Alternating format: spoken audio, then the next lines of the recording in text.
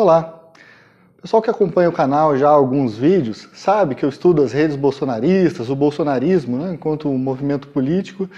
Então, sabe também que eu tento sempre buscar algumas características que são fundamentais, né, para essas redes. Bom, eu estou então em alguns grupos de WhatsApp, de Telegram, e eu tento observar alguns padrões de funcionamento. Um padrão que eu acho muito importante da gente prestar atenção é a questão das teorias de conspiração. No meu modo de ver, o bolsonarismo ele não teria como funcionar de uma maneira eficiente sem essa ideia das teorias da conspiração. E é isso que eu quero demonstrar para vocês no vídeo de hoje. Bom, então, em geral, os bolsonaristas eles têm um grande inimigo comum, que são os comunistas. Acontece que esses comunistas do bolsonarismo, eles são uma espécie assim diabólica, né, de pessoas pervertidas, de pedófilos, de, enfim, genocidas, como diz o Olavo de Carvalho em todo vídeo que ele faz, e ele acaba falando também sobre o comunismo. Esse comunismo, ele é organizado assim por poucas pessoas que são muito poderosas e são exemplificadas assim pelo investidor George Soros. Enfim, o Soros é um grande capitalista, né? Não teria por que imaginar que ele teria interesse no comunismo, mas eles sempre falam dessa pessoa. Inclusive falam também, e vocês já devem estar cansados de ouvir, sobre o Foro de São Paulo. Bom, o Foro de São Paulo então seria o lugar onde se encontrariam essas pessoas malévolas e, enfim, traçariam seus planos. Bom, mas aí de onde vêm essas teorias da conspiração?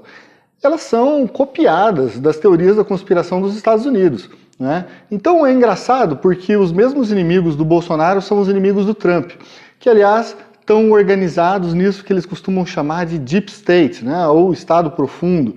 Então, na imaginação dessas pessoas, existe assim uma casta, né, de poucas famílias que mandam no mundo, e essas famílias elas dão um jeito de se enraizar pela burocracia estatal, e então todo o Estado ele passa a ser contaminado, né, pelos comunistas, né, liderados pelos grandes bilionários. Acontece que não só o Estado acaba sendo contaminado, mas a mídia, né? Inclusive os organismos internacionais, as universidades, os órgãos científicos. Então tudo passa a estar sob suspeita. E quando as coisas passam a estar sob suspeita, claro, eles precisam ainda se nutrir de informações. Quais seriam então as informações que eles podem dar crédito? Bom, são as informações dos sites que eles recomendam. Não é? Então o próprio presidente Bolsonaro, assim que foi eleito, fez uma lista para os seus seguidores daqueles canais que eles poderiam então se informar, deveriam se informar. Não é? E claro, não acreditar em nada que venha da grande mídia. Isso é interessante, mas acaba gerando alguns problemas, como a gente já está acostumado a ver. Bom, então esses sites, eles assim sempre estão criticando, né, os organismos da mídia, né? Eles estão falando aí mal das universidades, das pesquisas e tal. Acontece que, claro, que se você tem um mecanismo conspiratório, não é? Então você pode justificar basicamente qualquer coisa, qualquer teoria. Então aí é claro, né? Se a economia vai mal, a culpa é dos comunistas que acabaram se infiltrando aí na máquina estatal e não deixam andar os projetos do presidente. Né? Se acontece algum caso de corrupção, isso é fake news, né? Dessa mídia tomada pelos comunistas. Então todas essas coisas, elas formam assim, um pano de fundo que, enfim, dá essa impressão para as pessoas bolsonaristas que sempre existe uma explicação, por mais maluca que ela seja, que explique aquilo que o presidente está defendendo. E vocês já perceberam como muitas vezes parece que os bolsonaristas acreditam que só eles estão certos, que o mundo inteiro está errado? Então, e eles ainda usam uma tática muito interessante, que é bem própria da teoria da conspiração, que é assim, eles apresentam uma pequena amostra daquilo que eles querem exemplificar e falam para as pessoas, bom, tirem suas próprias conclusões. Esse é um problema, porque na ciência a gente está muito acostumado justamente a tomar muito cuidado com a qualidade da amostra. Não é? A gente sabe que a gente não pode pegar um fato isolado e usar para ilustrar um universo inteiro. Né? Se a gente fizesse isso, não estaria fazendo ciência. Mas as teorias da conspiração se permitem, então, utilizar pequenas amostras para fazer grandes generalizações. Então, para falar sobre o pensamento conspiratório, eu vou usar uma alegoria e vou retomar aqui uma cena do filme Matrix. Bom, esse filme, ele mostra em uma determinada hora, o Morpheus, que é vamos dizer, o mestre, né, ali do Neo, né, que é o escolhido, e o Morpheus aparece com duas pílulas, né, uma pílula azul, né, e uma vermelha. Se o Neo tomar a pílula azul, ele vai acordar na cama dele acreditando no que ele quiser acreditar. Essas são as palavras do Morfeu. E se ele tomar a pílula vermelha, ele vai então acordar para o mundo e vai entender, vai ver o mundo assim como ele realmente é, né? Os seres humanos ali funcionando como reservas de energia, né? Geradores de energia para as máquinas, né? Então o mundo real seria esse mundo das máquinas que controlam nossa vida, gerando essas imagens que a gente acha que são reais, mas que no filme Matrix são só uma ilusão. Bom, a metáfora do filme é bem interessante, porque de fato a gente vive num mundo que a gente conhece muito pouco, não é? E para nos ajudar a ligar os pontos desse desconhecido do nosso mundo, a gente aceita muitas vezes ideologias, né, mitos e várias outras formas que são, de certa forma, um salto de fé que a gente dá, né? É muito mais uma crença do que um conhecimento de fato. Então, o que acontece é que, às vezes, com a ciência a gente faz isso. Não é? A gente não é capaz de provar tudo aquilo que a gente acredita, não é? Mas a gente acredita na ciência. Agora, não é possível que a própria ciência esteja enganada em muitas coisas? Claro, é claro que a ciência está enganada, muitas vezes ela muda 100 anos depois. Né? A gente provavelmente vai ter uma realidade científica muito diferente da que a gente tem hoje. Mas isso não é, de forma alguma, um motivo para a gente não acreditar na ciência. E aí a gente pode parar para pensar no seguinte: bom, se você fica doente, você vai fazer o quê? Você vai procurar um médico ou você vai procurar um mágico, um curandeiro? Né? Provavelmente você vai procurar um médico, porque ele acredita na ciência. Se você está sem dinheiro ou precisa sustentar uma casa, você vai procurar um emprego ou você vai fazer um jogo na loteria? Provavelmente você vai procurar um emprego. Então essas questões de bom senso, que são ligadas ao aumento da tua probabilidade de sucesso, te levam para o lado do conhecimento científico, porque o conhecimento científico ele tem uma base muito mais aprofundada que o conhecimento de senso comum.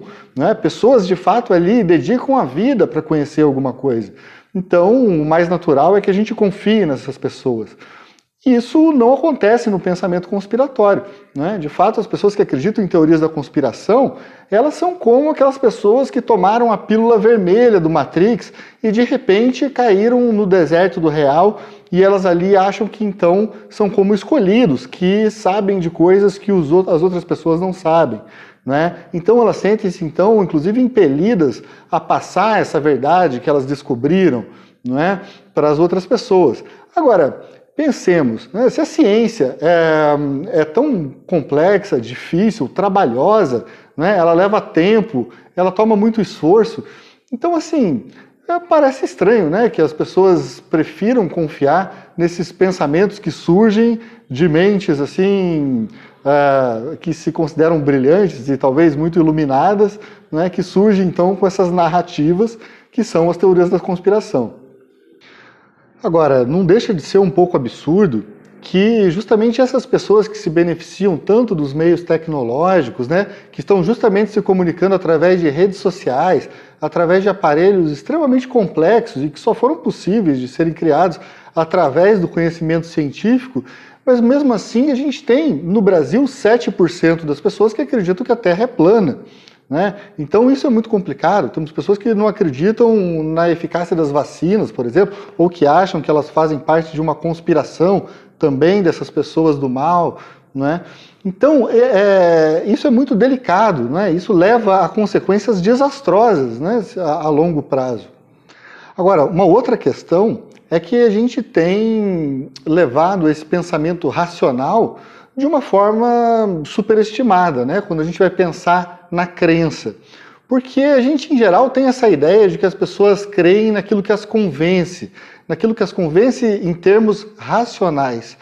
Mas aí quem tem feito o melhor uso da razão justamente são esses irracionalistas, são esses negacionistas que tentam afetar o seu público, não é, de uma forma que leva muito mais para o lado das emoções do que para o lado da razão. E a crença, ela tem um componente afetivo muito forte, não é? Então, os componentes racionais, embora existam, são sim superestimados. Então, é importante a gente entender que o nosso mundo não é movido pelo raciocínio. Ao contrário, o nosso raciocínio sim que é movido pelas nossas paixões, pelos nossos desejos, né? Então, é somente quando a gente percebe que essa nossa matrix, de fato, é uma matrix completamente criada aí pela circulação dos afetos, dos desejos, é que a gente consegue entender que é mais ou menos como se a gente tivesse tomado aquela pílula azul do Neo, né? E aí, então, a gente está mais ou menos acreditando naquilo que a gente quer acreditar. Bom, mas e a pílula vermelha? Qual seria o problema com a pílula vermelha? A questão é que essa ideia, ela coloca a gente como se a gente tivesse essa capacidade, então, de acordar para o mundo real quando a gente quisesse, né? Como se fôssemos, assim, adormecidos, né? Estivéssemos sonhando, e aí, de repente, a gente pudesse acordar de acordo com o nosso desejo. Isso é um problema, porque a gente não pode, né? De fato, nossa vida está tomada por uma série de fetiches, de ideologias, e todos os nossos conhecimentos mais profundos estão apoiados, em alguma medida, em alguma fantasia dessa. Então a gente não consegue partir para o mundo real dessa maneira. O que a gente consegue sim é fazer um esforço tremendo para conseguir descobrir alguma coisa através do pensamento científico, mas nunca através desse pensamento mágico, não é? Que só o que faz o pensamento mágico é levar a mais fantasias, né? A mais ficções. Não que as ficções não sejam importantes para a nossa vida, mas se a gente está querendo manter os pés no chão, é preciso então desejar o conhecimento, desejar o pensamento racional e tentar se afastar das explicações fáceis. Bom, então a gente pode pensar nessa alegoria das duas pílulas, né, do Matrix, como, enfim, duas possibilidades, duas formas de loucura, né? Uma delas é essa loucura de você achar que você vive num mundo de imagens, né, de simulacros e que não tem um discurso que seja mais verdadeiro que o outro.